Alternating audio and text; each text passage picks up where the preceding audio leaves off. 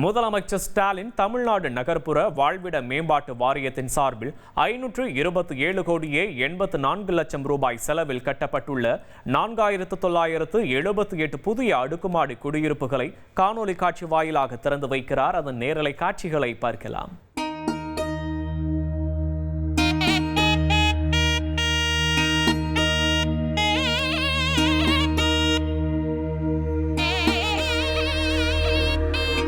விவரங்களோடு இணைகிறார் செய்தியாளர் பாஸ்கரன்.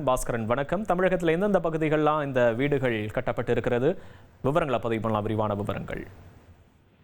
சென்னை, கோவை உள்ளிட்ட பல்வேறு மாவட்டங்களில் தமிழ்நாடு வீட்டு வசதி மற்றும் நகர்ப்புற வளர்ச்சித்துறையின் சார்பில் 527 கோடி ரூபாய் செலவுல ஒரு 4978 புதிய அடுக்குமாடி குடியிருப்புகளை தமிழக முதலமைச்சர் தற்போது திறந்து வைத்திருக்கிறார்.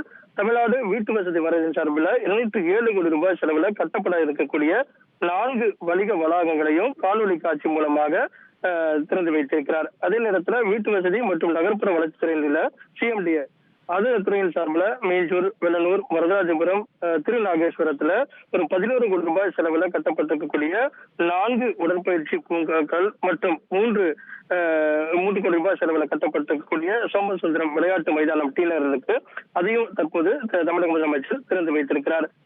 255 கோடி மதிப்பீட்டுல 20 புதிய திட்டப்பணிகளுக்கும் தமிழக முதலமைச்சர் அடிக்கல் நாட்டியிருக்கிறார். அதைத் தொடர்ந்து தமிழ்நாடு அரசு பணியாளர் தேர்வாணையத்தின் மூலமாக தேர்வு செய்யப்பட்டிருக்கக்கூடிய 29 நபர்களுக்கும் அதே போல இளநிலை உதவி பணியாளர்கள் ஒரு 44 பேர் தேர்வு பெற்றிருக்கார்கள். அவர்களுக்கான பணி நியமன ஆணைகளையும் தமிழக முதலமைச்சர் வழங்க உள்ளார். விவரங்களுக்கு நன்றி பாஸ்கரன். செய்திகளை உடனுக்குடன் தெரிந்து கொள்ள உடனே சப்ஸ்கிரைப் பண்ணுங்க.